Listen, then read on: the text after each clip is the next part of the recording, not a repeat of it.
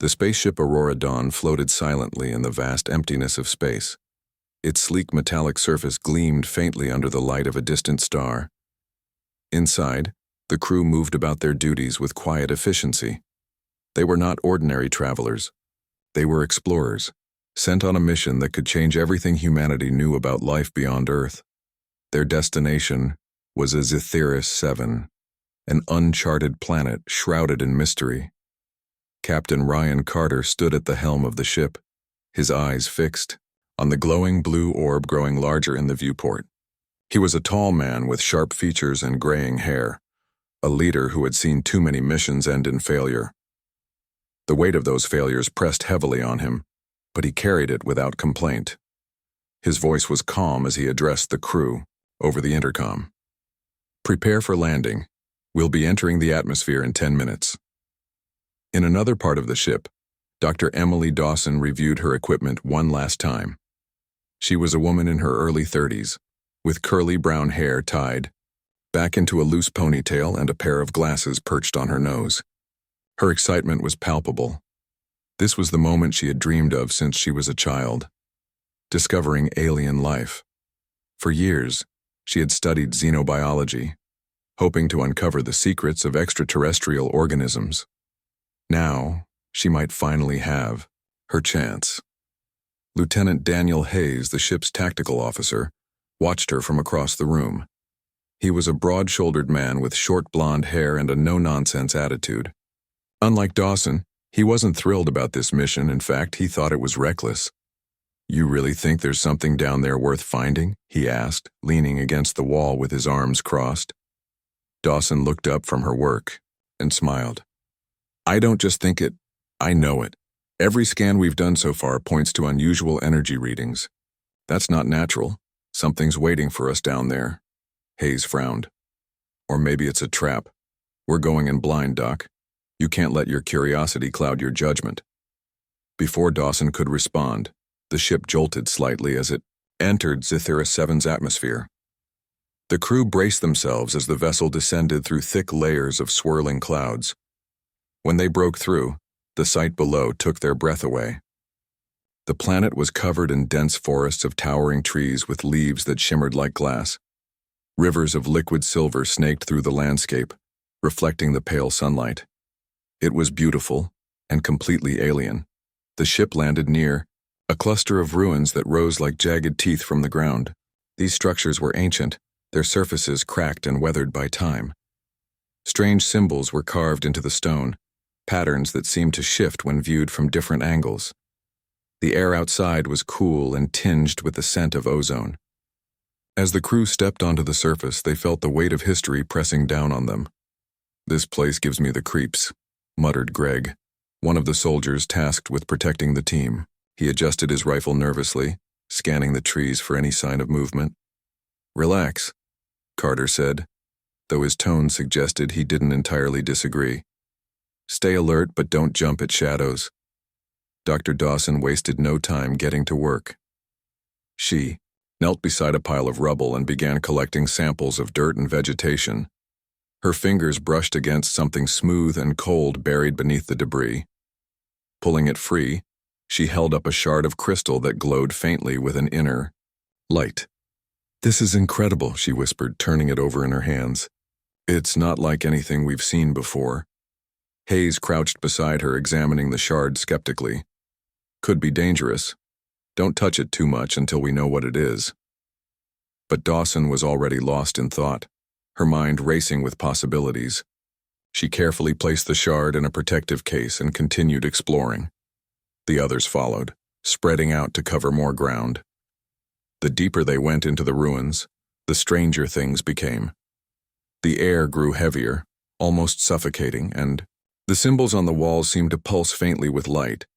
Then they found it, the cavern entrance.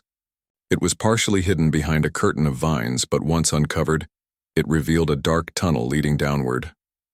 The opening was wide enough for several people to walk through side by side, yet it exuded an aura of foreboding. Carter hesitated, considering whether to proceed. Protocol dictated caution, but curiosity got the better of him. "We'll go in," he decided after a moment. But stay close and keep your weapons ready. The group descended into the cavern, their flashlights cutting through the darkness. The walls were lined with more of the glowing crystals, casting eerie shadows on the floor. Strange noises echoed around them, soft whispers, faint clicks, and the occasional drip of water. The further they ventured, the more oppressive the atmosphere became. Finally, they reached a massive chamber. At its center stood a structure unlike anything they had ever seen. It looked like a cocoon made of shimmering web-like material, suspended in midair by strands that hung from the ceiling. Inside the cocoon they could see a shape, a figure both humanoid and insectoid, with elongated limbs and delicate wings, folded tightly against its body. It was alive, its chest rising and falling slowly as if breathing. Before anyone could react, the creature stirred. Its eyes snapped open, glowing with an otherworldly light. It turned its head slowly, fixing each member of the crew with a piercing gaze. Then, without warning, it spoke, not with words but with images and emotions that flooded their minds. "I am Silra," the voice said, resonating in their thoughts. "Who dares disturb my rest?" The crew froze, unsure how to respond. Carter stepped forward cautiously. "We mean no harm," he said aloud. "We are explorers from Earth. We seek knowledge." Silra's expression softened, though her eyes remained intense. She projected memories of her past, images of a thriving civilization, of ships traveling between stars, of battles fought and won. But then came darker visions: betrayal, destruction, abandonment. Her people had turned against her, leaving her behind when they fled this world. Dr. Dawson felt a pang of sympathy. "She's been alone all this time," she murmured. "We can help her." Hayes shot her a skeptical look. "Help her? We don't even know what she is." Carter raised a hand to silence them. "Let's take this slow. We need to understand her before we make any decisions." For now, Silra seemed content to observe them, her glowing eyes never straying far from their faces. But as the crew debated their next move, none of them noticed the subtle changes in her demeanor. Beneath her calm exterior, a storm was brewing. She had waited centuries for this moment, and she would not let it slip away. Outside, the wind picked up, rustling the leaves of the forest. Back aboard the Aurora Dawn, the communication system crackled faintly, as if trying to deliver a warning. But inside the cavern, all was quiet, deceptively so. The stage was set, and the players were unaware of the drama about to unfold. Little did they know, their lives were about to change forever. The crew stood frozen in the cavern, their flashlights casting shaky beams of light across the massive chamber. Silra's glowing eyes never left them as she continued to project images into their minds. Her presence was overwhelming, a mix of curiosity and restrained anger that made everyone uneasy. Dr. Emily Dawson stepped forward, her scientific instincts overriding her fear. "We're here to learn," Dawson said, her voice steady despite the tension in the air. "You've been alone for so long. Let us help you." Silra tilted her head slightly, studying Dawson with an intensity that made the scientist feel both honored and exposed. The alien queen responded not with words but with more visions, images of her people once proud and powerful, turning on her. She showed them betrayal, abandonment, and pain. It was clear she wanted them to understand her suffering. "Lieutenant." Daniel Hayes gripped his rifle tighter, his jaw tightening. He didn't trust Silra. To him, her display of vulnerability felt like manipulation. "We don't know what she's capable of," he muttered under his breath to Captain Ryan Carter. "She could be playing us." Carter ignored him for now, focusing instead on Silra. "If you want our help, you'll need to trust us too," he said firmly. "Show us what you are, without tricks or threats." For a moment, it seemed like Silra might lash out. Her wings twitched, and the cocoon-like structure around her shimmered ominously. But then she relaxed, projecting a new set of images. These were gentler, visions of harmony between species, of knowledge shared and worlds rebuilt. It was almost enough to make the crew believe she truly wanted peace. Dawson was completely captivated. "This is extraordinary," she whispered, her eyes wide with wonder. "Her biology, her technology, it's far beyond anything we've ever encountered.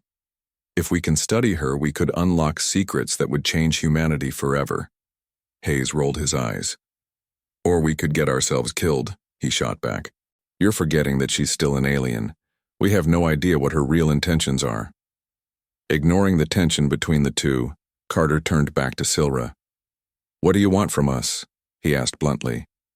Silra's response came in a wave of emotions, longing, desperation, and a flicker of hope. She wanted freedom, but more than that, she wanted revenge. Revenge on those who had betrayed her, and perhaps revenge on anyone she deemed unworthy. The crew couldn't fully grasp the depth of her rage, but they felt its weight pressing down on them. Dawson approached the cocoon cautiously, reaching out a hand as if to touch it. "Let me take some samples," she said softly. "It's the first step toward understanding you." Before Carter could object, Silra extended one of her elongated arms, brushing Dawson's fingers lightly with her own. The contact sent a jolt through the scientist, a surge of energy that made her gasp. For a brief moment, she saw flashes of Silra's memories, not just her pain, but also her power. Entire planets reshaped at her command, armies bowing before, her civilizations rising and falling at her whim. When the vision faded, Dawson stumbled back, shaken but exhilarated. "Did you see that?" she exclaimed, turning to the others. "She's incredible." Hayes wasn't convinced. "Incredible or dangerous? You're acting like she's some kind of savior, but we don't know what she really is." Carter stepped between them, his tone firm. "Enough. We'll proceed carefully. Dawson, take your samples, but keep your distance. Hayes, stay alert. Everyone else fan out and secure the area." As Dawson worked, extracting tiny fragments of the cocoon material and placing them into sterile containers, the rest of the crew spread out around the chamber. They examined the glowing crystals embedded in the walls, noting how they pulsed faintly in sync with Silra's breathing. Greg, the soldier who had been uneasy since landing, kept glancing over his shoulder, convinced something was watching them. "Relax," Hayes told him. "If anything tries to sneak up on us, I'll handle it." Greg didn't look reassured. "I don't like this place," he muttered. "Feels like we're being watched." His unease proved justified moments later when the ground beneath them trembled slightly. At first it was subtle, a low rumble that could have been mistaken for distant thunder. But then it grew stronger, shaking loose rocks and sending dust cascading from the ceiling. The crew froze, their flashlights darting nervously around the chamber. "What's happening?" Dawson demanded, clutching her sample case tightly. "It's her," Hayes growled, aiming his rifle at Silra. "She's doing this." Silra's expression darkened, her glowing eyes narrowing. She let out a low, guttural sound that reverberated through the chamber, making the very air vibrate. Then, with startling speed, she broke free from the cocoon, tearing through the web-like material as if it were paper. Her wings unfurled dramatically, filling the space with an iridescent glow. The crew scrambled backward, raising their weapons instinctively. "Stand down," Carter barked, though his voice wavered. "Don't provoke her." But Silra wasn't interested in negotiations anymore. With a sudden burst of movement, she lashed out, her claws slicing through the air. One swipe caught Greg squarely in the chest, knocking him off his feet. He screamed as a strange green liquid oozed from the wound, dissolving, his armor and skin within seconds. "No!" Carter shouted, rushing toward the fallen soldier. But it was too late. Greg's body collapsed into a puddle of goo, leaving nothing behind but his rifle and a few scraps of melted fabric. Panic erupted among the crew. Hayes fired a warning shot at Silra, the bullet ricocheting harmlessly off her armored exoskeleton. "Fall back," he yelled. "We need to regroup." Dawson hesitated, torn between fear and fascination. "Wait, she's not attacking us indiscriminately. She's trying to protect herself."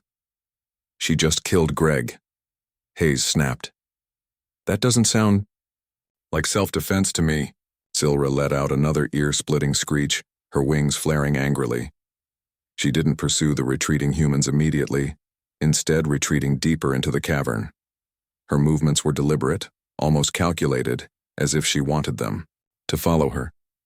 Carter grabbed Dawson by the arm, pulling her away from the scene. "We're leaving now." "But—" Dawson protested weakly, glancing back at the spot where Silra had disappeared. "No arguments," Carter said sharply. "We underestimated her, and Greg paid the price. We're not making that mistake again." The surviving crew members retreated hastily, their footsteps echoing loudly in the narrow tunnel. Behind them, the cavern fell silent once more, save for the faint hum of the glowing crystals. Silra was gone for now, but her presence lingered, a reminder of the danger they had unleashed. Back aboard the Aurora Dawn, the mood was somber. The loss of Greg weighed heavily on everyone, especially Carter, who blamed himself for allowing the mission to continue despite the risks. Dawson sat alone in the lab, staring at the samples she had collected. They glowed faintly in their containers, pulsing in rhythm with her heartbeat. "She used me," Dawson murmured to herself, her voice hollow. "She let me get close, made me think. She trusted me. And then she attacked." Hayes entered the lab, his face grim. "You should have listened to me," he said bluntly. "I told you not to trust her."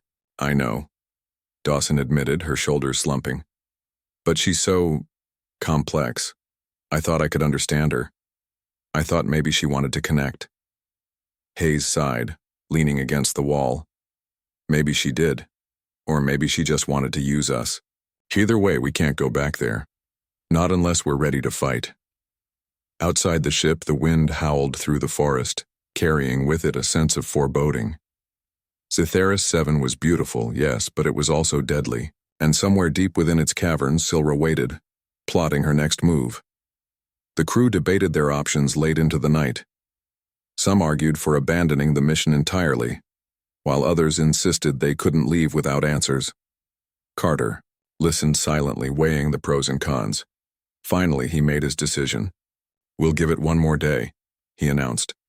"If we can't find a way to neutralize her, or at least contain her, we leave. No arguments." The others nodded reluctantly, knowing they had little choice.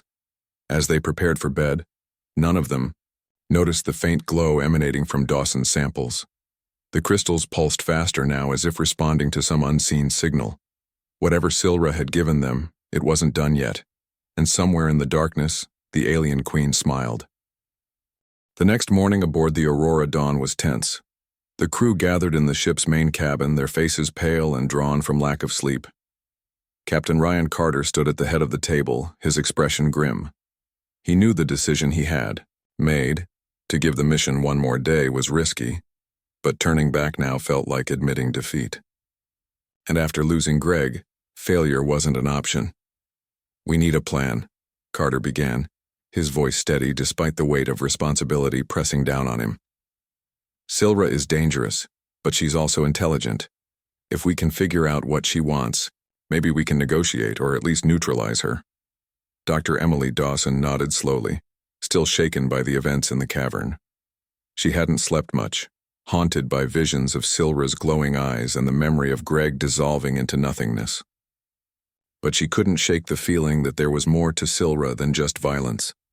"She showed me glimpses of her past," Dawson said quietly. "Her people betrayed her. Maybe she's not evil. Maybe she's just hurt." "Lieutenant Daniel," Hayes snorted, clearly unimpressed.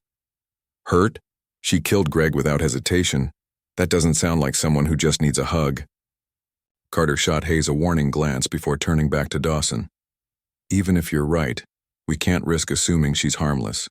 We go in prepared for anything. Hayes, you'll lead the security detail.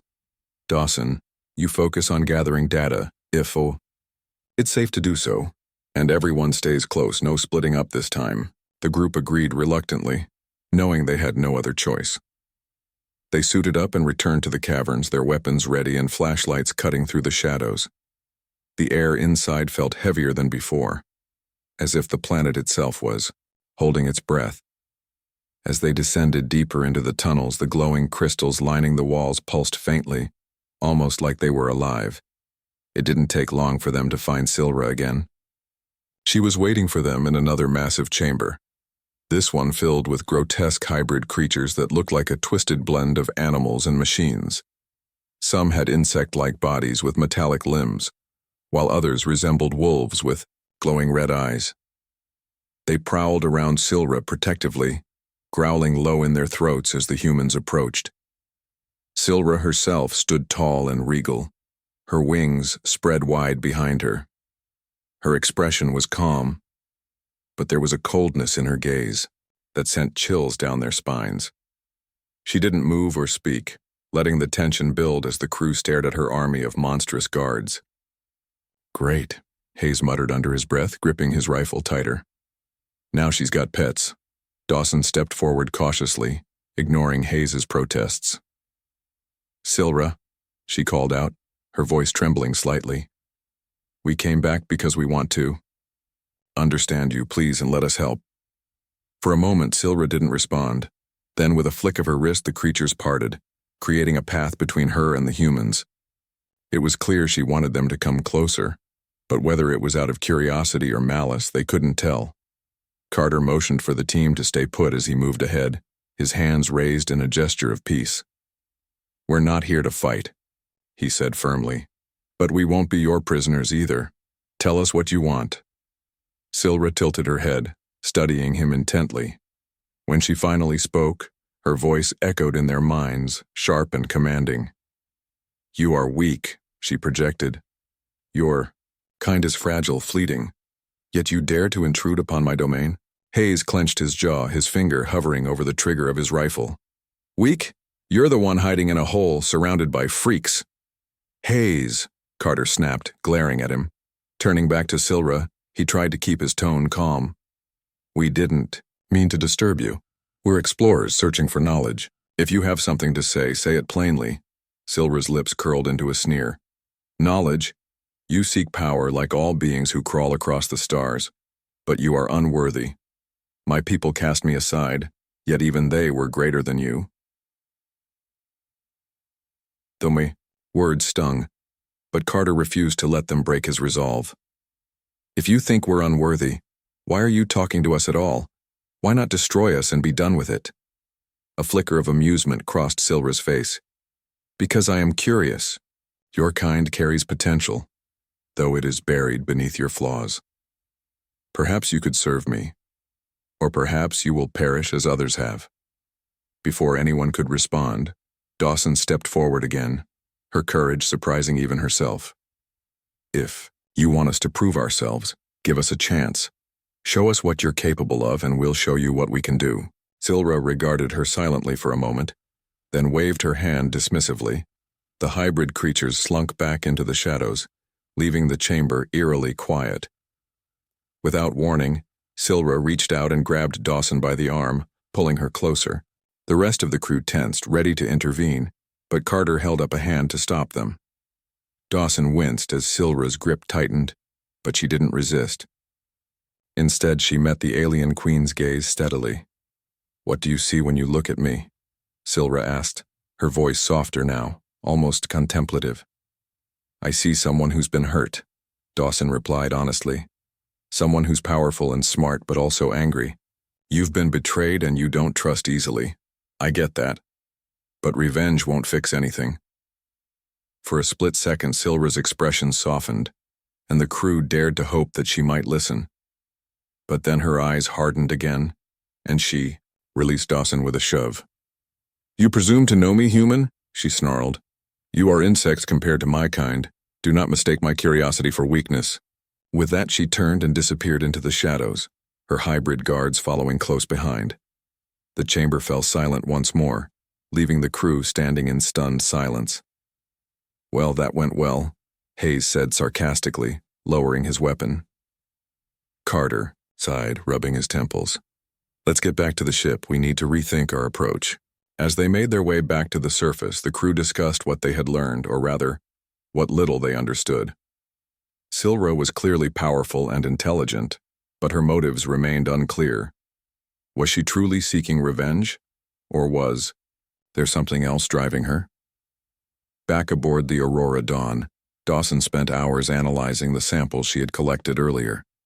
To her surprise, The crystals seemed to be reacting to something, perhaps energy readings from the planet's core. She shared her findings with Carter, who listened carefully. If these crystals are connected to Silra somehow, maybe we can use them against her, Dawson suggested. Disrupt her power source, or at least weaken her. Hayes shook his head skeptically. Or we could make her mad enough to kill us all. Let's not forget what happened last time we messed with her stuff. Despite his reservations, Carter decided to pursue Dawson's idea. We don't have many options left, he admitted. If we can find a way to neutralize her, we might stand a chance. The next morning, the crew returned to the caverns armed with equipment designed to study the crystals further. They worked quickly, setting up sensors and scanners to map the energy flow. As they worked, Dawson noticed something strange. The crystals seemed to pulse in sync with Silra's presence, almost like they were extensions of her body. This isn't just technology, Dawson murmured, awestruck. It's part of her. These crystals are alive. Before she could elaborate, the ground beneath them trembled violently. The crew stumbled, dropping their tools as rocks tumbled from the ceiling.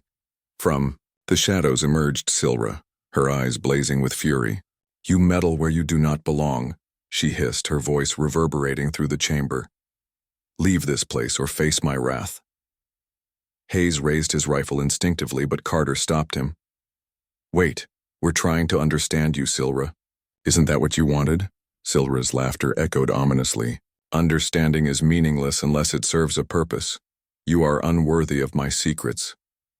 With a wave of her hand, she summoned her hybrid creatures once more, surrounding the crew. There was no escape this time. They were trapped. As the hybrids closed in, Dawson realized something crucial. Silra wasn't just angry. She was scared. Scared of being betrayed again, of trusting the wrong people. Summoning every ounce of courage, she stepped forward, meeting Silra's gaze directly. We're not your enemies, Dawson said firmly. But if you keep pushing us away, we'll have no choice but to fight back. Is that what you really want? For the first time, Silra hesitated. Her glowing eyes flickered uncertainly, and for a brief moment, the tension in the chamber eased. Then with a final glare, she turned and vanished into the darkness, her creatures retreating with her. The crew exhaled collectively, relief washing over them. But they knew the battle wasn't over. Silra was still out there watching, waiting. And sooner or later she would strike again. Back on the ship, Carter addressed the team one final time. We've learned a lot today, but we're running out of time. Tomorrow we make our move. Whatever happens, we stick together. As the crew dispersed, Dawson sat alone in the lab, staring at the glowing crystals. She couldn't shake the feeling that Silra's story wasn't finished, and neither was theirs. The next morning aboard the Aurora dawn was heavy with anticipation. The crew gathered in the main cabin, their faces pale and drawn from the previous day's encounter with Silra. Captain Ryan Carter stood at the head of the table, his expression grim but determined. He knew they were running out of time. If they didn't act soon, Silra might decide to attack them directly, and they wouldn't stand a chance. Today is our last shot, Carter said firmly, addressing the group. We know Silra is powerful, but we also know she's vulnerable. Those crystals are connected to her somehow. If we can disrupt them, we might weaken her enough to stop her. Dr. Emily Dawson nodded, clutching a tablet filled with data she had gathered. The crystals seem to act like conduits for her energy. If we overload them or sever their connection to her, it could destabilize her power source. Lieutenant Daniel Hayes frowned, clearly skeptical. And what happens if we're wrong? What if messing with those crystals makes her stronger?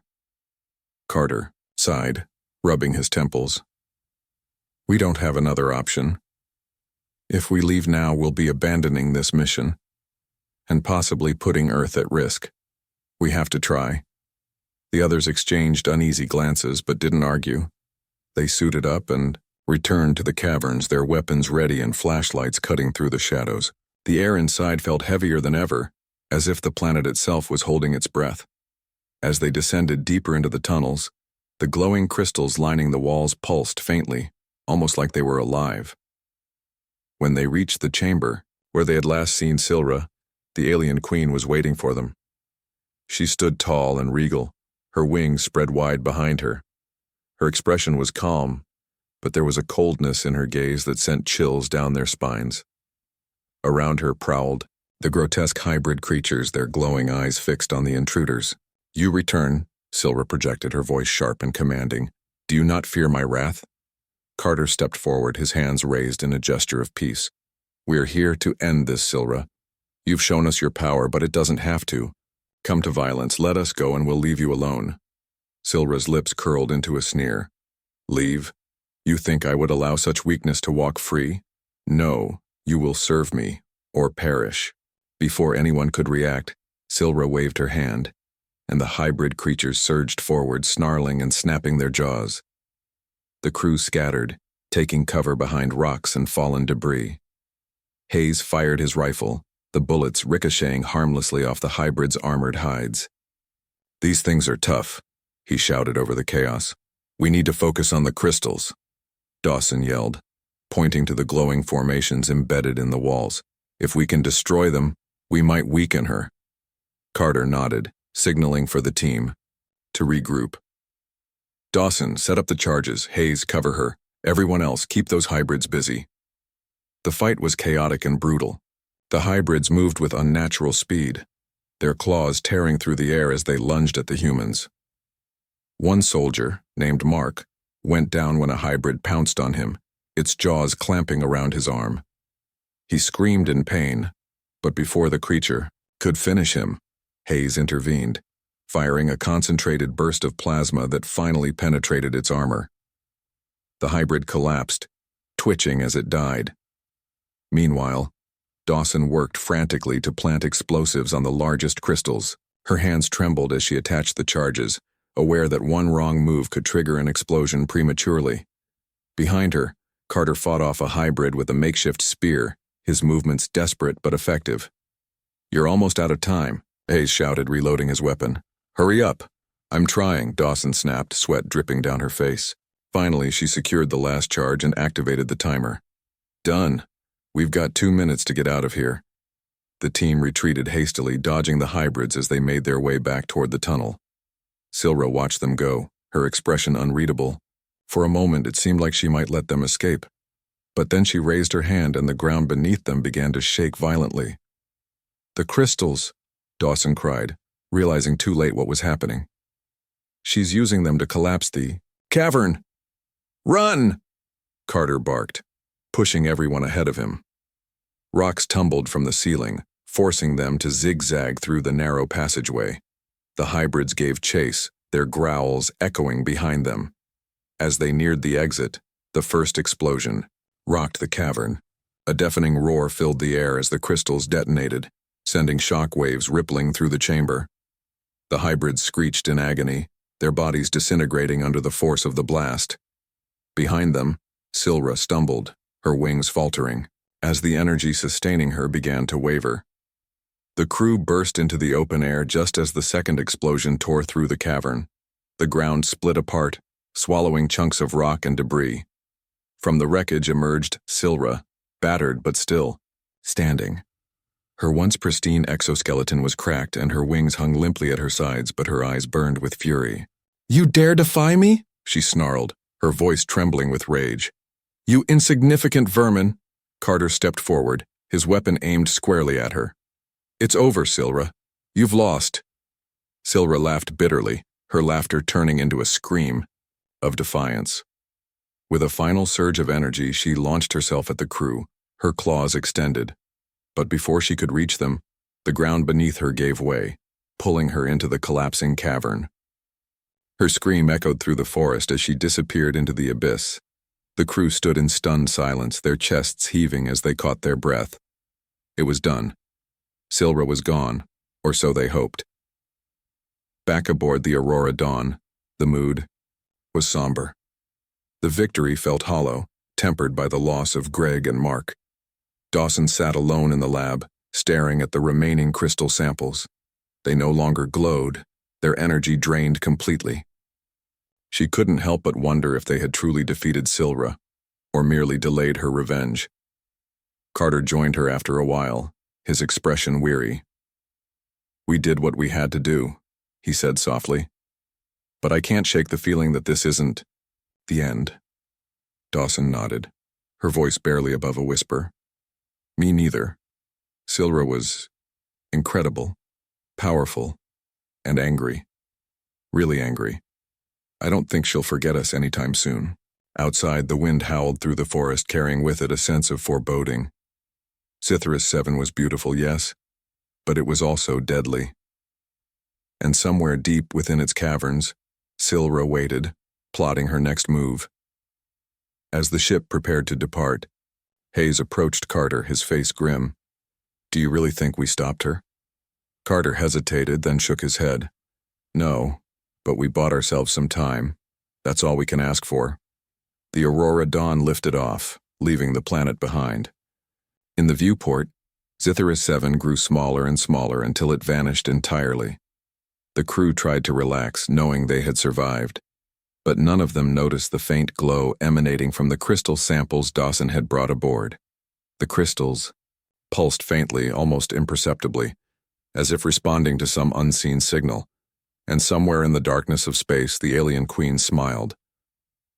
The Aurora Dawn drifted silently through the vast emptiness of space, its engines humming softly as it carried the weary crew away from Sithris 7. The planet was now just a distant memory, a glowing dot fading into the endless blackness. But aboard the ship, the tension remained thick, like a storm cloud refusing to dissipate. No one spoke much, they were too busy processing what had happened. Two of their own were gone, Greg and Mark, and though they had escaped Silra's wrath, none of them truly believed it was over. Dr. Emily Dawson sat alone in the lab, staring at the crystal samples she had brought back. They no longer glowed with the vibrant energy they had shown on the planet, but something about them still felt alive. She couldn't explain it, not even to herself. Every time she looked at them, she felt a strange pull, almost as if they were whispering to her. It unnerved her, but she couldn't bring herself to throw them away. Lieutenant Daniel Hayes entered the lab without knocking, his face set in a scowl. Still playing with those things? He asked, his tone sharp. I thought we agreed to leave that alien nightmare behind. Dawson didn't look up. We did, she said quietly. But these crystals are part of her. Studying them might help us understand how she works. If we ever see her again, and I think we will, we need to be ready. Hayes crossed his arms, leaning against the wall. You're assuming there'll be a next time. Maybe she's dead, buried under tons of rock. And maybe she isn't, Dawson countered, finally meeting his gaze. She survived betrayal by her own people, centuries of isolation, and everything we threw at her. Do you really think a cave-in is enough to stop her? Hayes didn't answer. He wanted to believe she was wrong, but deep down, he shared her unease. Silra had been unlike anything they'd ever encountered. Powerful, intelligent, and utterly ruthless. If she wasn't dead, then humanity was in serious trouble. Captain Ryan Carter called a meeting later that day, gathering the remaining crew, in the main cabin. His expression was grave, his usual calm demeanor replaced by a mix of exhaustion and determination. We need to talk about what comes next, he began, his voice steady but quiet. Silra may be gone for now, but we can't assume she's defeated. We have a responsibility to warn Earth Command about what we've found. The others nodded reluctantly, knowing he was right. Dawson raised a hand hesitantly. What do we tell them? That we destroyed an alien queen who could reshape entire worlds? They'll think we're insane. Or worse, they'll send another team after her. Carter sighed. We stick to the facts. We report everything we saw, everything we learned.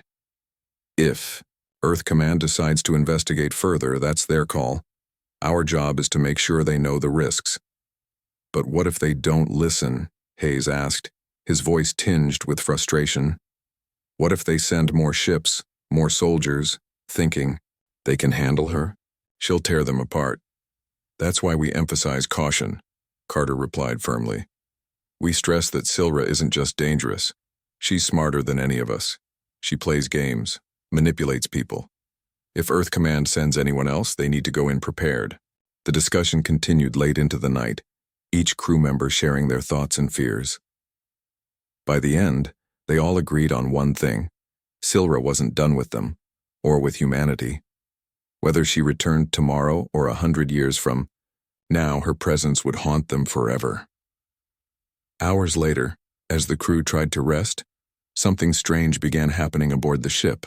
At first it was subtle, a faint hum in the walls, a flicker of lights in the corridors. Then the temperature dropped suddenly, sending shivers through everyone who noticed it. Dawson was the first to realize the source of the disturbance. She rushed back to the lab and found the crystal samples glowing faintly once more, their light pulsing rhythmically like a heartbeat.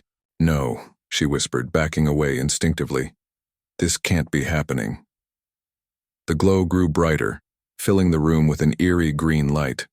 Dawson reached for the intercom to alert the others, but before she could speak, the crystals shattered. A wave of energy surged outward, knocking her off her feet. Her vision blurred, and for a moment she thought she heard Silra's voice echoing in her mind. "You cannot escape me," the voice hissed, cold and venomous. "You are mine now." When Dawson came to, she was lying on the floor, her head throbbing painfully. The lab was dark, the equipment sparking faintly from the energy surge. She stumbled out into the hallway, calling for help. The rest of the crew arrived quickly, their faces pale with alarm. "What happened?" Carter demanded, helping Dawson to her feet. "The crystals," she stammered, still shaken. They broke, and then I heard her. Silra. She's still here. Somehow she's still connected to us." Hayes swore under his breath. "I knew we shouldn't have kept those things on board." Before they could argue further, the ship's systems began malfunctioning. Alarms blared loudly, and the lights flickered erratically. On the main screen, static crackled, forming shapes that resembled Silra's glowing eyes. Her voice echoed through the speakers, distorted but unmistakable. "Fools," she snarled. "Did you think your puny weapons could destroy me? I am eternal. I am reborn." The crew scrambled to contain the chaos, but the ship was spiraling out of control. The navigation system failed, sending them drifting aimlessly through space. The life support systems fluctuated dangerously, threatening to shut down entirely. It was as if Silra herself had infiltrated the ship, using the remnants of her power to torment them. "We need to cut the connection," Dawson shouted over the noise. "Whatever link she has to the ship, we have to sever it." "How?" Carter asked, desperately. "We don't even know where it's coming from." Dawson hesitated, then pointed to the lab. "It started there, with the crystals. Maybe if we purge the entire system, we can stop her." "Do it," Carter ordered. "Hayes, guard her. Everyone else, keep the ship stable as long as possible." In the lab, Dawson worked frantically, rerouting power lines and disabling critical systems. Hayes stood beside her, his weapon drawn, scanning the room for any sign of danger. The air felt heavy, oppressive, as if Silra was watching them every step of the way. Finally, Dawson activated the purge sequence. The ship's core powered down momentarily, plunging them into darkness. For a few seconds there was silence, a blessed relief from the chaos. Then slowly, the systems rebooted, and the lights flickered back on. "It worked," Dawson breathed, collapsing into a chair. "She's gone. For real this time." But Hayes wasn't so sure. He stared at the blank screen, his grip tightening on his rifle. "Or she's waiting." Later, when the ship was stable again, the crew gathered in the main cabin to assess the damage. Most of the systems were functional, though repairs would take days. Carter addressed them one last time, his voice heavy with regret. "We survived," he said simply. "But we paid a price. 2 of our own are gone, and we've unleashed something far beyond our understanding. When we reach Earth, we'll report everything. No secrets, no lies. Humanity deserves to know the truth." The others nodded solemnly, their faces etched with exhaustion and grief. They had faced the unknown and barely made it out alive. But as they looked out the viewport at the endless expanse of stars, they couldn't shake the feeling that Silra was still out there, watching, waiting. And somewhere in the depths of space, the faint glow of a single crystal pulsed softly, hidden deep within the ship's wiring. Unseen and undetected, it waited for the right moment to awaken. Silra's laughter echoed silently through the void. The Aurora Dawn limped through space, its systems barely holding together after the chaos caused by Silra's lingering influence. The crew moved about the ship like ghosts, their faces pale and their eyes hollow. None of them had slept properly since the crystals shattered, and the weight of what they had endured pressed down on them like a physical force. They were alive, yes, but survival felt like a hollow victory. Captain Ryan Carter stood at the helm, staring out the viewport at the endless expanse of stars. His hands gripped the controls tightly, though the ship was running on autopilot now. He couldn't shake the feeling that they weren't truly safe. Every flicker of the lights, every hum of the engines made him tense, as if expecting Silra to burst through the walls at any moment. But she didn't, or at least not yet. Dr. Emily Dawson sat in the lab, her head resting on her arms as she tried to process everything that had happened. She kept replaying the moment when Silra's voice had invaded her mind, cold and venomous. "You are mine now." Those words haunted her, echoing in her thoughts even when she tried to focus on something else. She couldn't help but wonder if Silra had left something behind, a piece of herself buried deep within the ship, waiting for the right moment to strike again. Lieutenant Daniel Hayes paced the corridors restlessly, his rifle slung over his shoulder. He didn't trust the silence. To him, it felt like a trap, a lull before the storm. "She's still here," he muttered to himself, glancing over his shoulder as if expecting one of Silra's hybrid creatures to leap out at him. "We didn't kill her, we just pissed her off." When the crew finally gathered in the main cabin for their last meeting before reaching Earth, the tension was palpable. No one spoke at first, each lost in their own thoughts. Finally, Carter broke the silence. "We're almost home," he said, his voice calm but tinged with sadness. "But we need to decide what we're going to tell Earth Command." Dawson looked up, her expression conflicted.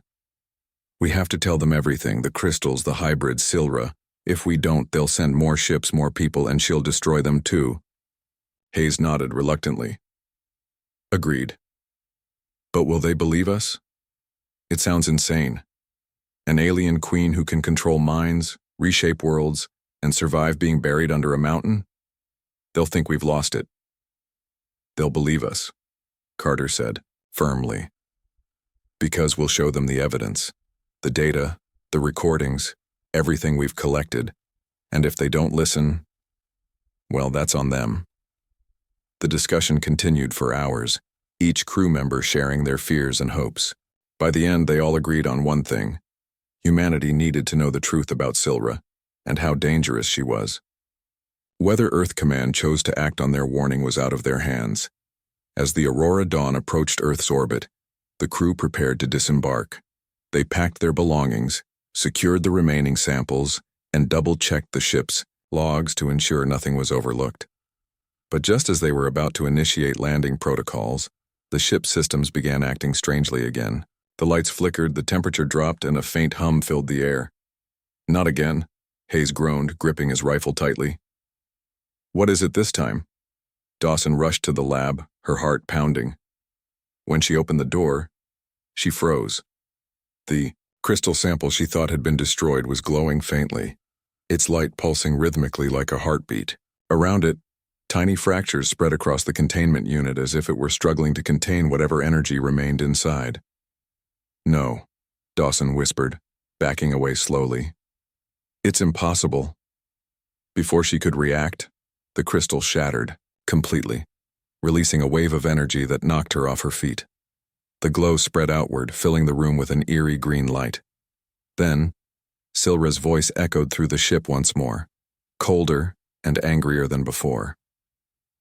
"You thought you could escape me," she hissed. "You thought your petty tricks could stop me. You are nothing but insects beneath my heel." The crew scrambled to contain the situation, but it was clear Silra had regained some form of control over the ship. The navigation system failed again, sending them drifting dangerously close to Earth's atmosphere. Alarms blared loudly, and the life support systems fluctuated wildly, threatening to shut down entirely. "We need to eject the crystal," Carter shouted, his voice rising above the chaos. "If we can get rid of whatever's powering her, maybe we can stop her." "But it's everywhere," Dawson cried, pointing to the walls. "She's in the wiring, in the systems. It's not just one crystal anymore." Hayes cursed under his breath. "Then we blow the whole damn lab. Set it to self-destruct and seal it off." Carter hesitated for a moment, then nodded. "Do it.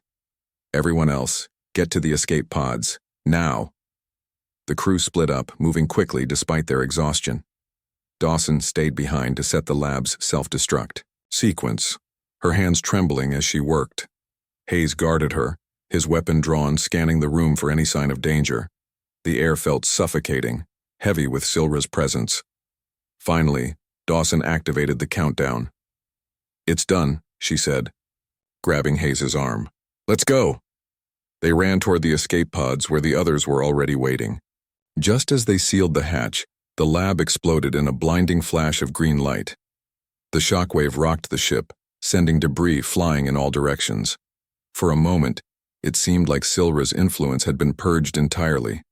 But then the ship's main screen flickered to life, showing a distorted image of Silra's face.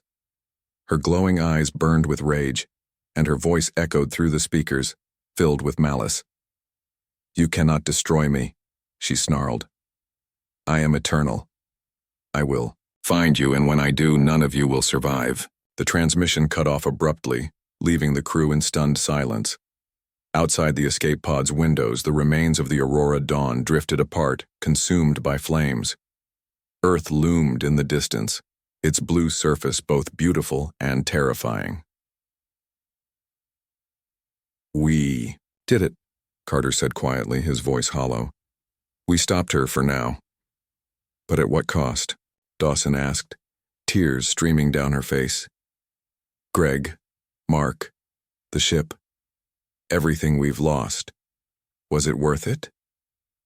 No one answered. They didn't have to. The answer was written on their faces, in the lines of exhaustion, the shadows of grief, the fear that lingered in their eyes.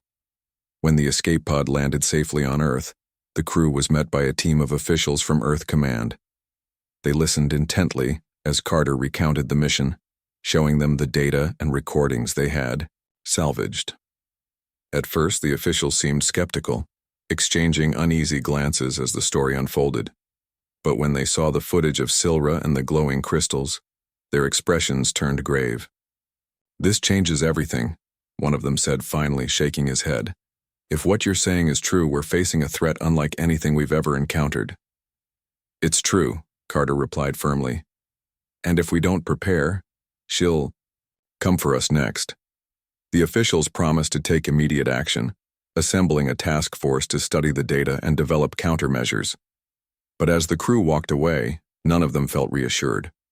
They knew Silra wasn't gone. Not really.